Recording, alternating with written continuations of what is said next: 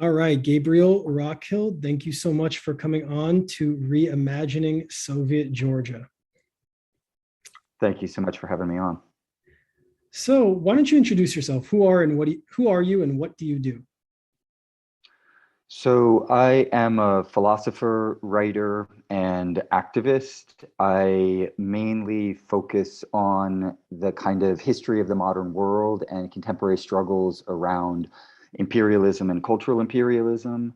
I've been engaged for decades in kind of working both in and out of the traditions of European critical theory, which I've found to be extremely limiting. And so my most recent scholarship digs much deeper into the historical materialist tradition and also Marshall's tools from that tradition in order to understand more concretely and coherently the traditions of thought that I was trained in, which are the European tradition of Frankfurt School critical theory and French theory and things like this.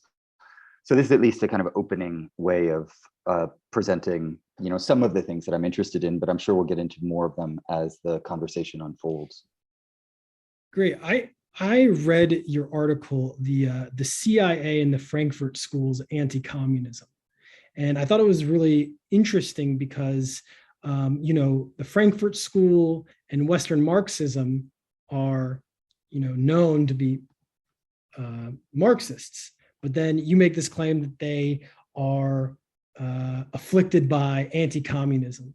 So if you could just sort of outline, what is this anti-communist element of mainstream critical theory or Western Marxism that you investigate in this essay and other writing that you do?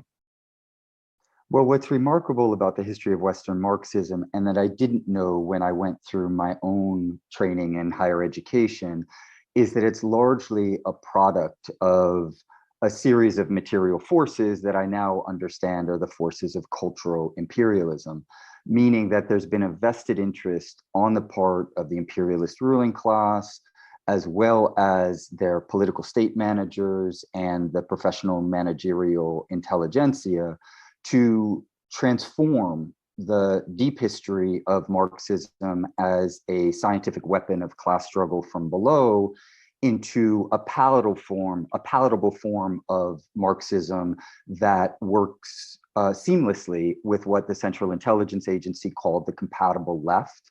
And the compatible left is a left that isn't a threat to capitalism or to imperialism, but will line up at the end of the day regarding the most fundamental line of struggle, and that is whether or not there is an alternative to capitalism, or if the alternative is much worse than capitalism itself. And so Frankfurt School style critical theory, which emerged in the interwar period and really became prominent after World War II and was very much promoted within the dominant channels of the Western intelligentsia, is a form of Marxism that is not only skeptical of actually existing socialism, but openly hostile to the endeavors on the part of those in the Soviet Union, in China, in Vietnam, in Korea, in Cuba, you could go on down the list, to govern themselves. And it is therefore rife with what Lenin referred to with others as social chauvinism, meaning the paternalistic belief that the best forms of thought and the most philosophically advanced members of Homo sapiens needed to be in the kind of cutting edge of world development and world civilization, meaning in Europe, and that it couldn't possibly be the slaves in the colonies who were developing anything like a socialism worthy of the name.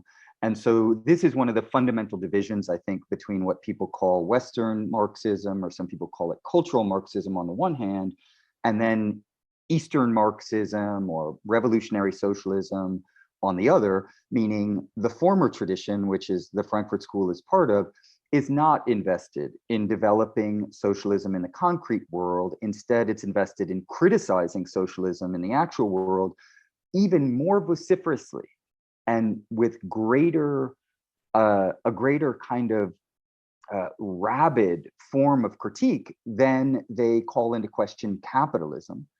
And that is then opposed to a long and deep tradition, stretching from Lenin to Mao to Ho Chi Minh to Che Guevara to Thomas Sankara and many others, that recognize that the real power of Marxism is not to create discursive pyrotechnics and complicated word games and impress people with knowledge and sophistication. It's to actually help the working masses. And to do that, you need a theory that is engaged in practice and constantly learning from practice. And so a lot of the Western or cultural Marxist tradition has turned its back on praxis very explicitly and very openly, and argued instead for a kind of authentic Marxism or true Marxism that wouldn't be sullied by what all of these Bolshevized barbarians in the periphery are doing, and that is transforming the pristine corpus of Marx into something that actually matters for working people, because it has lifted millions and millions of people out of slavery, super exploitation, and oppression. And so that dividing line, I think, is really important for people to understand if they don't understand it already, because at least in my own education, I was always trained that there's one Marxism, and that Marxism is this cultural Western Marxism that is opposed to actually existing socialism. So this cultural Marxism that we hear a lot from the right wing constantly being attacking, and so-called left, I'm hearing the left being described as a Democrat Party.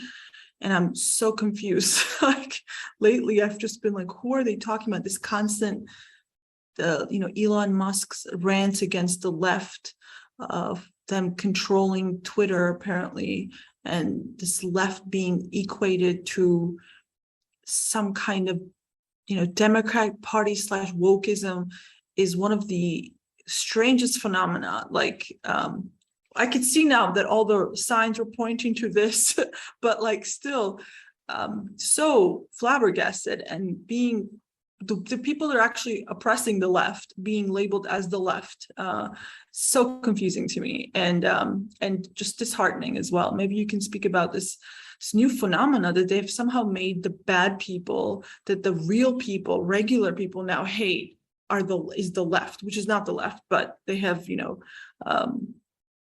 absorbed our names and co-opted it. Maybe you can discuss that too, is just for sort of a modern day US and the West. Yeah, absolutely, because I think you're right insofar as you see this, both within mainstream media, but then also within the intelligentsia, at least within the capitalist core, the idea that the left is actually this pro-capitalist, pro-imperialist left, and that the difference ultimately between the right and the left comes down to some cultural issues. Those on the so-called left are woke, they engage in identity politics, they want further forms of representation for certain minorities, but they don't want structural change. They don't want redistribution in any serious sense, they don't want class analysis, and they certainly don't want to break with imperialism, as we've seen with all of the so-called progressive members of the Democratic Party lining up and doubling down on the US proxy war in Ukraine right now with all of the funding. And that history, that the contemporary moment and what you're pointing to, I think is important to situate in a kind of deeper history, because there are ideological battles that are fought between opposing forces. But one element of ideological class struggle is the class struggle to define the very nature of the ideological terrain. And we have been subjected since about the 1970s, of course, these are ongoing things, but in the neoliberal era, to an attempt to categorically redefine the left as the compatible left. And again, this goes back even earlier than that, and there are traces of it that go back to World War II or even to World War I for that matter.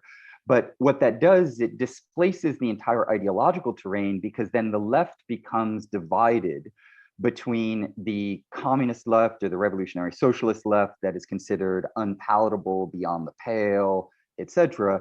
And then the compatible left, which is compatible with capitalism and imperialism, becomes consolidated as the only left possible.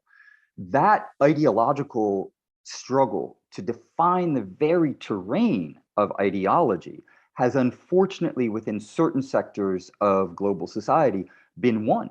And so in the belly of the beast, where I currently live and work in the United States, if you say that you're left, it means that you support imperialism and capitalism and usually various forms of white supremacy that might be, disguised in other forms.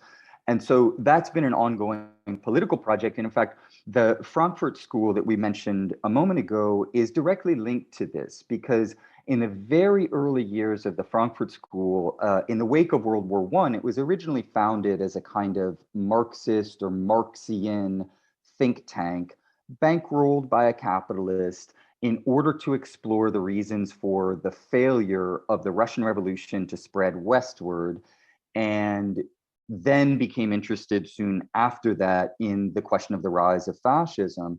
But as soon as Max Horkheimer took over the directorship of the Frankfurt School, or the Institute for Social Research in Frankfurt, Germany, he quickly pivoted away from political economy, away from the questions of worker struggles, away from a more class-based form of Marxist analysis, in favor of philosophic speculation, cultural concerns, and other such things that partially, they weren't the only ones, there were others doing this as well, laid the groundwork for this kind of culturalist turn. So you abandon class politics and you turn to an analysis, for instance, of anti-Semitism.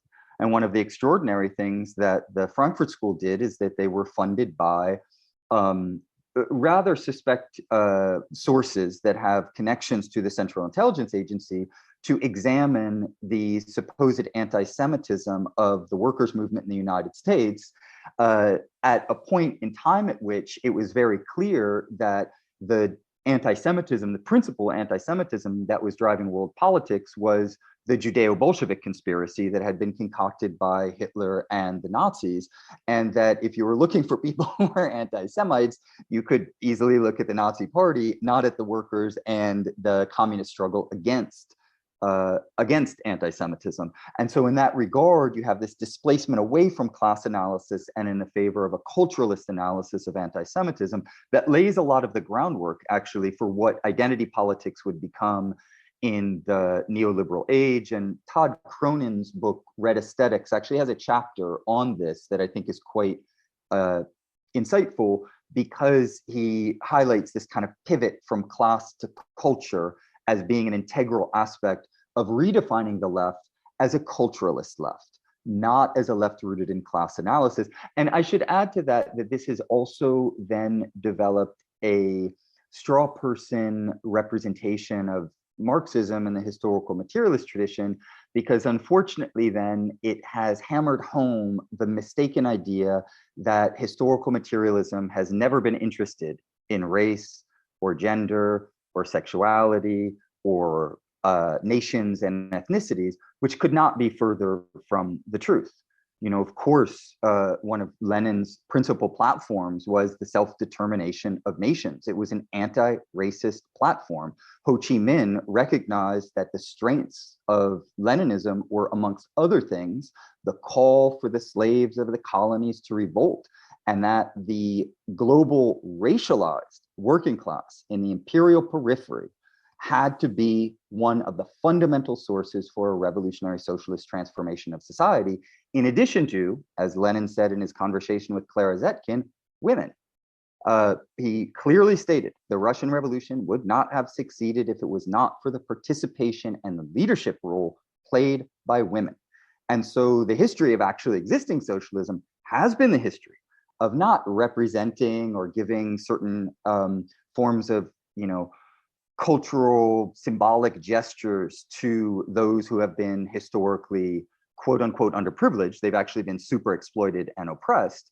It's been one of bringing them in to a struggle for material transformation, in which you don't simply represent and recognize people who have been marginalized and excluded.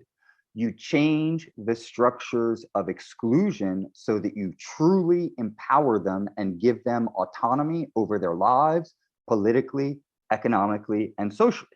And so the historical materialist tradition, all of this kind of cultural woke leftism has had to make a straw person out of the historical materialist tradition, because they don't want people to know that the people who have been for well over a century, because this stretches back to Marx and Engels. Engels, of course, said that we should judge the emancipatory level of each society based on the relationship between men and women and how liberated women are within society. The woke culturalists don't want people to know that, because what they want to do is keep capitalism in place, keep imperialism in place, break a few glass ceilings for corporate feminists so that you can have a Hillary Clinton as the new war hawk or a Kamala Harris as the new war hawk, and keep business as usual. Because culturalism and this kind of woke leftism allows the fundamentals of that system to be perpetuated, and the ones who put forth these types of ideologies don't want us to know that there are not only alternatives, but there have been very real struggles against these forms of purely symbolic and gestural politics in the name of transforming society in the best interest of the many and not simply the few. You mentioned the CIA, and and also you kind of talked about these you mentioned the compatible left and this culturalist wing of the so-called left that exists. And this brings up a question of the history of socialism and Marxism is also a history of splits and critiques, right? Different factions splitting and critiquing, whether we're looking at, early debates in the First International, or we're looking at the Sino-Soviet split, right? Or we're looking at the various factions within the early years of after the Russian Revolution, right? History of Trotskyism. Socialism, Marxism is a history of splits, critiques, and tensions within. But at the same time, you then have this process in the, especially during the Cold War, of a certain wing of the global left finding common cause, either consciously or not consciously, with the interests of the United States and Western powers, right?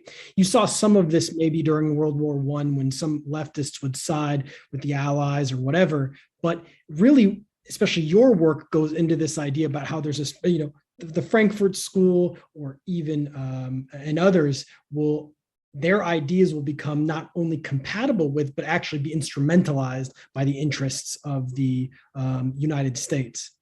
And so I guess sometimes people crudely reduce this dynamic to be something of, certain ideas literally being under the marionette control of a power, and sometimes the dynamic is more complicated. So I guess in your studies, how do you analyze, see, and frame this dynamic between those elements of the 20th century Marxist left in the West, who are, let's say, fellow travelers with, if not weapons of the interests of the United States and the Western imperial powers? How do you sort of look at that dynamic? How do you see its emergence? And do you see it as literally some of these people being self-conscious agents of the West, or more their ideas have developed in such a way to find common cause less intentionally with the interests of the United States and the West? Yeah, it's a great question. I would just say, as a kind of preliminary to address the issue of the splits within the history of the global socialist movement, is that one of the fundamental splits has been between those who have lined up on a social chauvinistic position supporting the orientation of their national bourgeoisies against the forms of actually existing socialism. And this goes back most famously, of course, to the Second International and the work of Karl Kautsky, who famously claimed that what is occurring in Russia, this was weeks after the Russian Revolution, what is occurring in Russia is in fact the last of the bourgeois and not the first of the socialist revolutions. And in response to this, Lenin penned his fiery text, The Proletarian Revolution and the Renegade Kautsky. And so that split between a Second International social chauvinistic Marxism that ultimately lines up on imperialism against actually existing socialism that's accused as being either bourgeois or adventurist or not truly socialist, etc., I think is one of the most fundamental splits in this history, because it plays itself out within the traditions that we're talking about. And what you have in Frankfurt School critical theory is they don't even pursue the Second International line. Like, they're not really invested in political organizing in that regard. So they're a further kind of right-wing iteration of that social chauvinistic pro-imperialist line. And then by the time you get to the woke leftism that we were talking about in the neoliberal age, it's even further to the right. And there's a kind of abandonment of even a vaguely Marxian modes of analysis. So I thought that I would just highlight that. But to speak more pointedly to the issue that you raise, I couldn't insist on the importance of what you pointed out, because sometimes I've had the problem of people engaging in the scholarship that I've done who think that the argument is something along the lines of there being a few shady figures in sunglasses with briefcases full of cash who visit professors and then ask them to write some slanderous things, and that image itself, of course, is largely a product of Hollywood. And if you know anything about the history of Hollywood, the State Department, the Department of Defense, the Central Intelligence Agency, and the FBI and other agencies have been very, very deeply involved in the Hollywood production and in the production of the image of themselves qua agencies. So a lot of the misunderstanding of what it is that the Central Intelligence Agency or other agencies like this do is precisely linked to the kind of false image that's been proffered through Hollywood and the larger bourgeois cultural apparatus.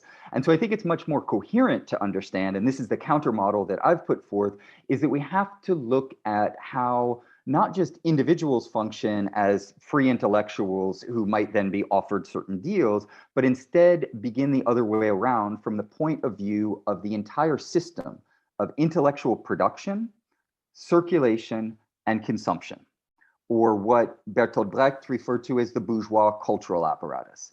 And that whole system includes a lot of factors. It's the universities and the think tanks and the publishing industry and the conference networks and the professional translators and the mass media, for that matter.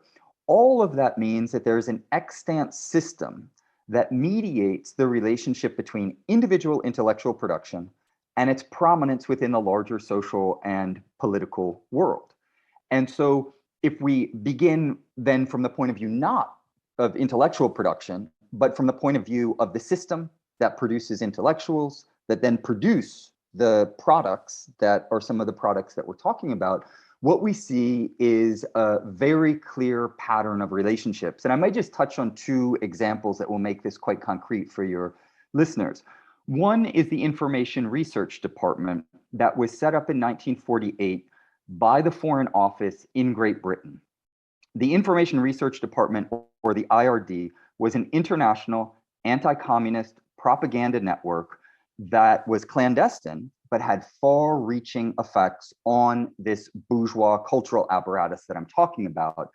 Its networks engulfed newspapers, magazines, news agencies, publishing houses, academic institutions, radio stations, and much more. They had between 400 and 600 professional propagandists who were working full-time for them. They were in constant contact with the BBC and regularly in conversation with London Press Service and with Reuters.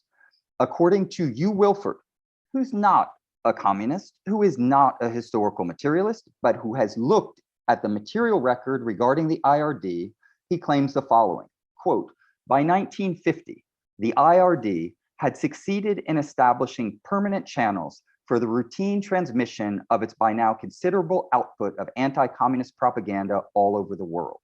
This included the incredible support for George Orwell, all of the translations of Animal Farm. In fact, there were also movie productions overseen by the CIA of that book, as well as the publication of some of the most famous and well-known books on the history of the Soviet Union. So Stanford fellow Robert Conquest's book, The Great Terror, Stalin's Purge in the 30s, drew extensively on IRD files. David Barzilay presented IRD's propaganda material in his historical writings as if it was his own. Oxford historian A.J.P. Taylor and Leonard Shapiro, who was a professor at the London School of Economics, both had IRD ties and were members of its, the latter was actually members of its inner circle. Brian Crozier was another, right? So what we have to see is that there's this systemic set of relations, and that then individuals work within that system. And I'll get on to the other example in just a moment. But what we have to understand is that the individuals working within that system are not simply freely producing intellectual work. Lenin, of course, famously said, and it kind of goes without saying, Hegel said as much, there's no such thing as individual freedom independent of society. You are only free insofar as you operate within a margin of maneuver within the extant society. And so the relationship between that system of cultural production and individual intellectual producers, I think, is best understood in terms of uplift, meaning that if you are an intellectual who wants to advance within the capitalist world, have a career, be invited to the lucrative conferences and junkets, be wined and dined, have your work translated into multiple languages, be interviewed on the radio. Everybody that I know understands how this system works. It's part of what, you know, someone like Bourdieu would call our habitus, or our kind of ingrained practical understanding of how a system works. You give to the system what it wants and you get uplift in return, meaning you get social ascension. And so one of the key factors in a lot of the individuals who have been working within the system is pure opportunism. They want to advance their individual careers. They know how the system works. They give to the system what it wants. And that often doesn't actually take a briefcase from the CIA. It simply takes a few intellectual junkets, a few, you know, airline tickets around the world. You can buy intellectuals really cheaply, unfortunately, in members of the professional managerial class. That said, you know, there are also very clear cases of intellectuals such as Sidney Hook or James Burnham, who were professors at New York University, who moonlighted for the CIA. They were straight up, particularly in the case of James Burnham, he was a CIA man. And there are many other instances of people who we know who are directly in the pay of the CIA. So we have to have a kind of variegated analysis that looks at all of the different levels of complicity, from the simple opportunism of giving to the system what it wants, to the kind of avid opportunism of some others, to those who were either partially in the know or should have been in the know, given the nature of these institutions. And so the other institution I'll just mention quickly, it's in some of my writings as well, is of course the Congress for Cultural Freedom, which was founded in the wake of the IRD and kind of took on some of the role of the IRD. It was established in the early 1950s. And according to, again, Hugh Wilford, who could not be suspected of pro-communist sympathies, but has given us a materialist analysis of the Congress for Cultural Freedom, it is the largest patron of arts and culture in the history of the world. It promoted on the international scene the kind of collaborationist academics and the opportunists that I was talking about. Raymond Aron is the most famous one in France, probably, but Hannah Arendt, and many, many others who are, you know, Max Horkheimer, who we were talking about before, Theodor Adorno, published in the Congress for Cultural Freedom journals. They had offices in 35 countries. They mobilized an army of 280 employees. They published some 50 prestigious journals. They were involved in the book industry. They had also forum service, which provided free of charge all over the world, reports from intellectuals in 12 different languages that reached 600 newspapers and 5 million readers. Their budget in 1966 was the equivalent in contemporary dollars to $18 million, right? So this is an extraordinary, large propaganda outfit that is clandestine and that provides an entire system that affords the opportunity for certain individuals like Hannah Arendt, whose Origins of Totalitarianism was written with research help from the Foreign Office of Great Britain, the opportunity to ascend and become some of the most prominent intellectuals in the world, have their work translated all over the place. And it's one of the reasons why, if you read this work very closely, which I've done because I've spent decades and decades studying it, there's a remarkable conformity in the basic and fundamental theses that you find in all of this kind of generalized critical theoretical work. And that is that it is, quote unquote, anti-totalitarian, meaning that it's against actually existing socialism. And it actually often identifies, which is incredible if you know anything about history, communism with fascism. In spite of the fact that some 27 million Soviets and some 20 million Chinese gave their lives defeating the Nazi war machine, and the overwhelming majority, 80% of the Third Reich's army was deployed on the Eastern Front.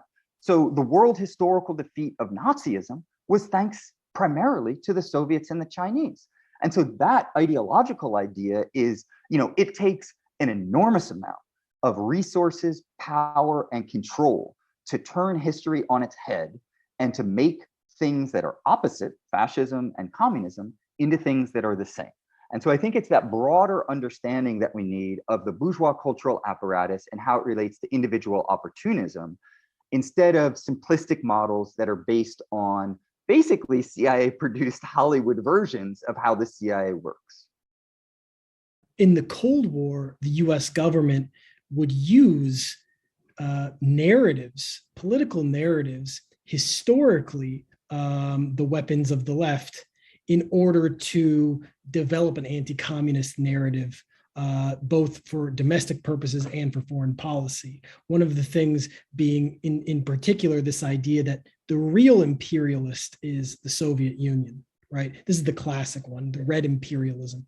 Or a maybe lesser known instance, but was still used, was the idea that the real paradise for the working class is, Cold War era, post-World War America, right? That every real worker is going to actually have an opportunity, at the height of American unionism in the 1950s, right? Saying we've got this kind of strong working class and high property ownership amongst workers. And so, unlike the Soviets, we're going to be this. But to me, this is like this pernicious dynamic where the U.S. state is able to actually, develop a narrative. And I'm particularly interested in this one about the Soviet Union being the real imperialist, selling this through the United Nations to recently decolonizing states in the third world struggle for clients between the socialist world and the capitalist world. And then I think more interestingly, finding those who had left the communist world either before Sovietization or maybe after, emigres in the United States to become sort of common, to become allies in the development of this narrative, domestically, or in the case of those who were living in Germany after the war, the famous cases of allying with various emigres to develop kind of anti-communist force. And so I guess I'm curious about the use by you talked about the state-produced narratives. And sometimes I guess the thing that I'm always grappling with is when an idea is just an idea and when it actually has a real consequence in the world, and I guess what I'm seeing, and the reason I'm saying this is because in the anti-Soviet, in the anti-communist, anti-Soviet politics of the Cold War, the idea that the Soviet Union was the real colonialists, and look at these people who are leading these emigre circles in Europe, and look at these emigres who are in the United States. There's a real material social base that can back up our claim. You know, this is not just some ephemeral idea. We're sitting in a cafe. No. These are people who fought against Sovietization, and now look at them. Or these are people who sided with the Reich in World War II, and they've come now to the West, and they can tell us the evils of socialism. You know what I mean? And so I guess one of the problems that I always have is like how, when we're talking about these dynamics, really emphasizing the material rootedness of and utility of an idea versus it as some sort of like ephemeral critique. You know what I'm saying? Yes, absolutely. There's a lot in what you brought up. I guess addressing maybe the first point first, regarding what I would refer to as a process of political projection, right? So we know, at least from psychology, that at the level of individual projection, what some people do in like a lover's spat or something like that is they take their own misbehaviors and, you know, screwed up personality, and they project it onto their, you know, enemy in the lover spat, and they say, no, you're the one who's being aggressive, you're the one who's being mean, you're the one who's doing. And that same basic psychological mechanism is so prevalent within the propaganda apparatus of the capitalist world. It just moves from an individual level to a social level. So all of the ills of capitalism that have been systematically pointed out by historical materialists, such as imperialism, are then projected onto countries that have no real history of imperialism. And we see this, of course, just to make sure that our conversation is grounded in contemporary politics. What greater example than the constant depiction in the US and European media of China as an imperialist country, when China does not have, it only has one military base outside of mainland China, which is to fight piracy in the Horn of Africa, not 800 to 1,000 like the United States, and has no history of military imperialist intervention like the United States. In fact, if I'm not mistaken, the last time that the Chinese deployed their military abroad was in the mid-1970s, right? So decades and decades ago. And that was during the Sino-Soviet split, actually. So it was in a very, very different context and for very different reasons. And so this tendency, which is very simplistic, but unfortunately works wonders at the level of propaganda, is to take the evils of the capitalist system and project them on the enemy.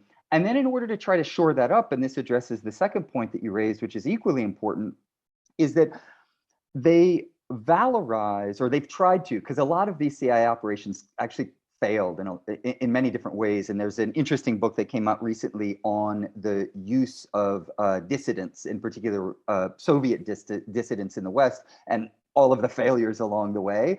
But one of the things that they've tried to do is take individual experiences of often right-wing, philo-fascist people as a stand-in for the collective experience of people living under socialism, right? And so I think we probably all know the number of dissidents who are actually right-wing anti-communists, who sided with the Nazis in the war against the Soviet Union, who are then deployed by these intelligence services as if they're reliable and upright and moral people who are going to explain the real functioning of the Soviet Union, when in fact they've always had a vested interest in a kind of extreme right-wing and fascist politics in various ways. And you know, another element to this that I think is really important is the mobilization of the intelligentsia in these types of projects. Because dissident politics isn't just a thing of the past. This goes on, you know, if you know, what's his name? Oh, there's a few of them. I'm going to escape the names. I'm going to forget right now. So I'll stick to the examples that I remember off the top of my head. But if you look at some of the most famous intellectuals in the Western world, they actually, many of them cut their teeth either as dissidents or as supporting dissidents. Slavoj Žižek, the kind of self-proclaimed, you know, Elvis of cultural theory, who presents himself as the most radical of radical Marxists, said himself in 2018, I was a dissident invested in the overthrow of the Yugoslav socialist government. And this is true because he was writing for dissident magazines And he ended up running on a presidential ticket after the collapse of the socialist government there against the communists, right? So he's actually a long-standing dissident. And if we look at others like Michel Foucault, who had spent some time in Poland and then traveled to Poland and organized the reception of Polish dissidents in France as this kind of celebratory, anti-totalitarian, pro-freedom, pro-Western political propaganda. You have the same thing with Jacques Derrida. Few people know this, but there's a famous incident where Jacques Derrida was arrested by the Czech authorities in, I believe it was the late 1960s. And they said that they had discovered some, I believe, marijuana or hash on him. There was an altercation. It went all the way to the top of the French presidency. And then the French president put pressure on Czechoslovakia to release Derrida back to the West. Why was Derrida there in the first place? Well, he was there because he was one of the founders of the Jan Hus Foundation, which is a foundation that receives funding from the foundation network of the capitalist world, including the Margaret Thatcher Foundation and the National Endowment for Democracy, which is a well-known cutout for the Central Intelligence Agency. And he was doing anti-totalitarian propaganda within Czechoslovakia. That was one of the reasons that there was concern about what he was doing. This is moreover an intellectual who, in spite of all of his obfuscation, and I did my master's thesis under the direction of Derrida, studied his work very closely. So what I'm saying, I'm not saying as a kind of off-the-cuff remark. Derrida is on record as saying that anyone who studies historical materialism and Marxism should almost be obliged to engage with intellectual endeavors of a Heideggerian sort. And Heidegger is an unrepentant Nazi, right? And so Derrida also played a central role in rehabilitating Heidegger as the most important, or one of the single most important intellectuals of the 20th century, and worked, moreover, very closely and owes a lot of his American reputation to Paul de Man. Paul de Man was a Nazi collaborator in Belgium and then lied about his entire past and reinvented himself so that he could eventually get a job at Yale, promote deconstruction, and invite his Heidegger-loving French ally to Yale and promote the work of deconstruction as this kind of project within the rising wave of French theory in the West. All of that to just kind of flesh out this larger issue of how the projection of imperialism onto the Soviet Union, or actually existing socialism, is actually then deeply related to the cultural imperialism of the Western world that is trying to shore up this image of moral superiority and praise of freedom and defense of human rights and other such things in order to really run heinous propaganda campaigns against those who are struggling in fits and starts, with many difficulties, with imperialist incursions, with internal splits and difficulties as well, but to build a world that is distinct from the incredible exploitation, degradation, and oppression that you find within the capitalist world. So it's a lot of the French intellectuals that sort of paved the way for the German school and then the French philosophers. And why do you think that is? Actually, it's something I've thought about. Why has it been so embraced? Is it because of sort of May 68 sort of giving this rise to so many opportunists and using this moment? Why is that? There's surely a number of complex historical reasons, but one of the clearest is that, of course, in the case of the United States, they were very reticent to enter World War II because they wanted the Soviet Union to be bled to death. Truman said as much. We should just wait and see how many can die on each side, the Nazis and the communists, and then enter the war late in order to basically then shore up and become the new imperial hegemon, at least to a certain extent, which is what they did in the wake of World War II. But then what they did immediately is they were very invested in a project of cultural imperialism that was about, and maybe just a little bit more context, because then, of course, the Red Army defeated the Nazis and they marched west. And one of the reasons that the US entered the war is because they saw the writing on the wall and they were like, oh, if we just let this happen, then all of Europe is going to go communist. So we have to get in the war and we have to shore up Western Europe as a beachhead against the communists. And so that's what they did. But then the cultural imperialist front was really Western Europe. France and Italy were the central sites of investment for the following reason, and that is given the fact that the right wing and the liberals had been massively discredited due to the rise of fascism because the right wing were fascist and the liberals aided and abetted the rise of fascism. In the wake of World War II, the communist parties there were extremely powerful, and there was a general cultural ethos that identified communism as the thing that fights fascism and the people who the people who basically saved Europe from annihilation or from the kind of continuing colonial pursuits of the Nazi Reich in particular. Of course, there were other forces, Italy and Japan, that were also fascist. And so France and Italy became central beachheads. In the case of Germany, of course, it was split. And very quickly, the US overtook and controlled the Christian Democratic Party, as well as the intelligence services in Western Germany, and they redeployed an incredible number of Nazis in order to do that. And so, given the prominence of France and Italy in this struggle against communism, there was a real focus on the intelligentsia within those countries.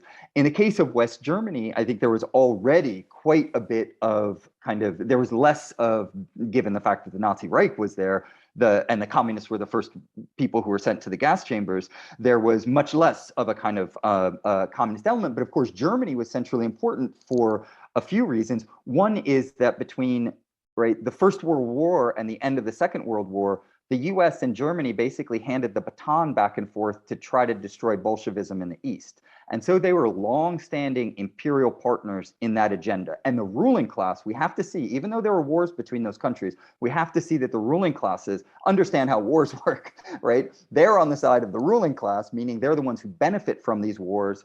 And foreign direct investment in Germany actually spiked in the interwar period. And the capitalist ruling class in the United States also helped fund the rise of Hitler, as Jacques Pauwels and Suzanne Poole and many others have pointed out and detailed quite extensively.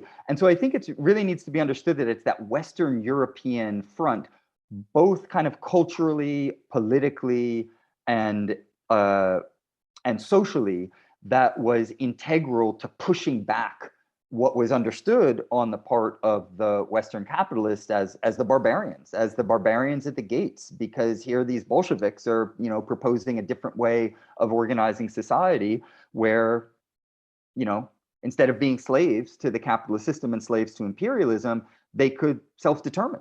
And that was horrific.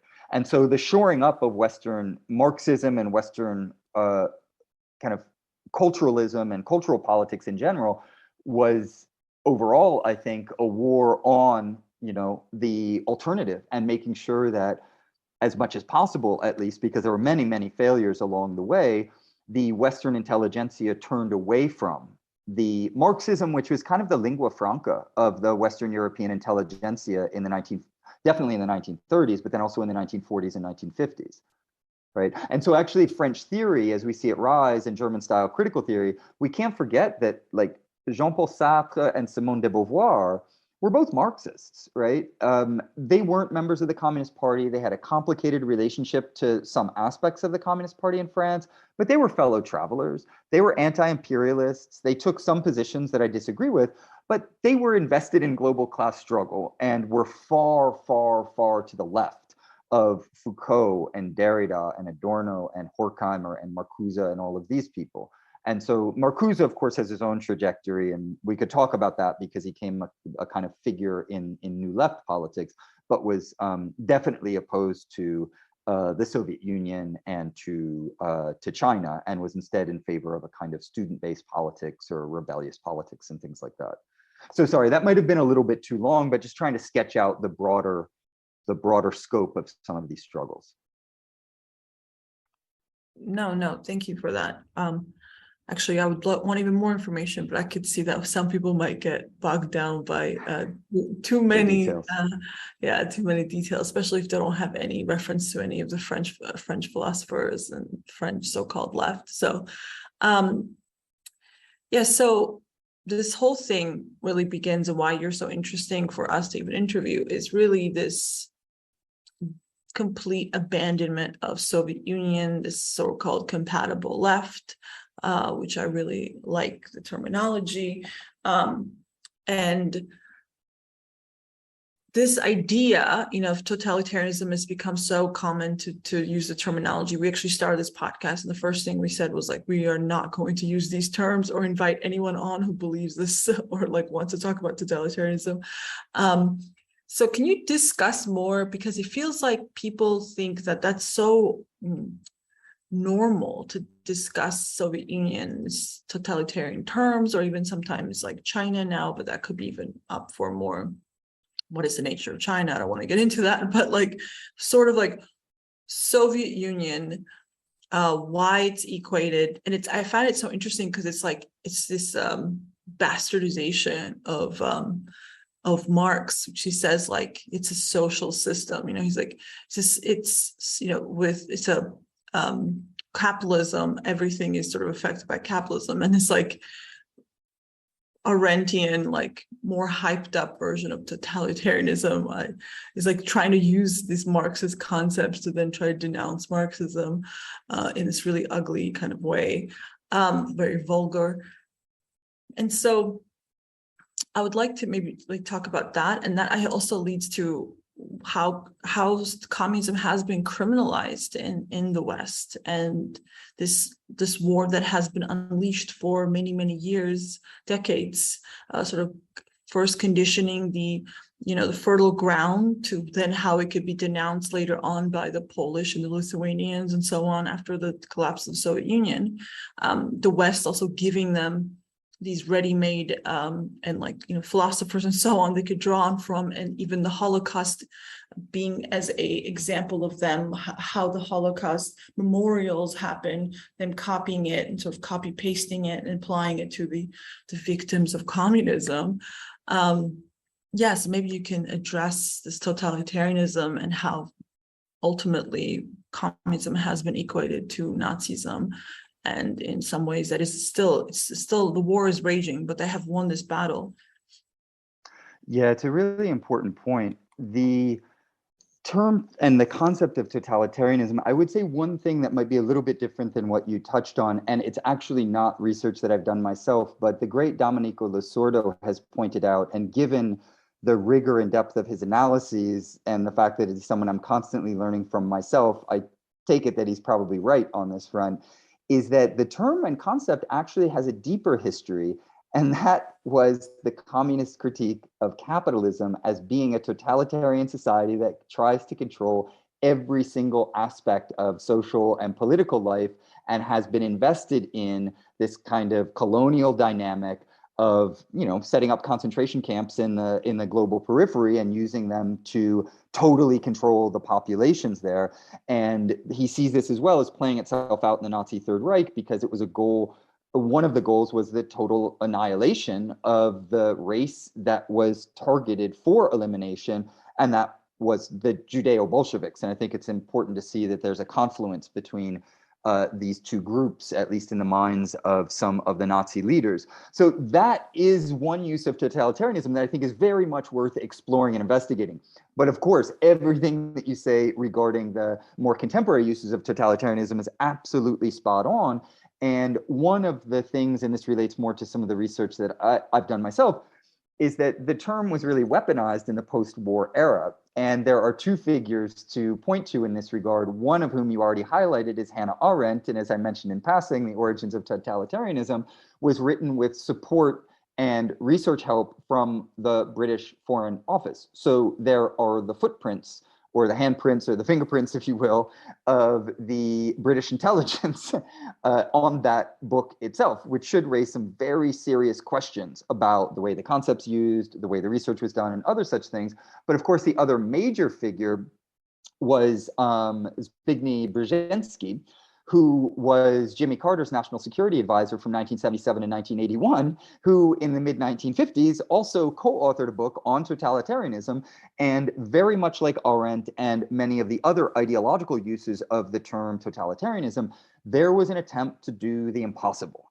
And that was, as quickly as possible, after World War II to redefine the very nature of global class struggle in ways that confused the masses. As we know in history, of course, after the Russian Revolution of 1917, 14 capitalist countries invaded the Soviet Union from 1918 to 1920 to, in the words of Winston Churchill, strangle the red babe in its crib. And that did not succeed. And therefore, we have to understand the Nazi rise to power in, amongst other things, as it being, amongst other things, a continuation of the struggle to kill Soviet communism that had failed as of 1920. And the reason that I point that out is because the logic of totalitarianism and the logic of that is dominant in the Cold War is really just getting back to the old war. And the old war was the war between capitalism and communism. And so World War II also functions as it's a kind of element that has made many people, particularly within the capitalist West, not understand the true nature of global class struggle, because of the fact that the Soviet Union ended up being allied for a number of serious, of important kind of contradictions with Great Britain and the United States. But the United States wanted to get back to the old war, and the old war was the war on communism. But everyone had recognized that the communists had defeated the fascists and that the real enemies were the Nazis, because of the genocidal elimination of at least 6 million people, and the plans, according to Michael Rome, who pointed out that actually the gas chambers in Europe were only it was priming the pump and the warm-up routine for what they were planning in the Soviet Union, which was planning to eliminate 60 million people. And they wanted to perfect their tools of death in order to really take care of, once and for all, the threat of Bolshevism or the threat of communism. And so in that regard, totalitarianism tries to do the impossible and get us back to the old war, which is the war against communism. And that is by taking what people clearly identified as an evil, Nazism and fascism, and equating it through this kind of horseshoe theory where the two extremes somehow meet with communism. To do that, they basically had to rewrite history. And that's one of the reasons that so many revisionist historians have been employed by the bourgeois cultural apparatus we were talking about, promoted, like Hannah Arendt would be an example of this, in order to transform history into the idea that there is the realm of freedom and the freedom-loving, human rights-loving West, and then these cruel people who are genocidal, and they can either be Nazis or communists, but basically they amount to the same thing. And of course, this has had really significant impact on the contemporary world. And as you probably know, now the European Union has a resolution in which they take the line of totalitarianism. They equate fascism and communism as the two sources of World War II and basically encourage European Union states to defend this line and to, they celebrate those states that have like outlawed communist symbols, basically rewritten history in various ways.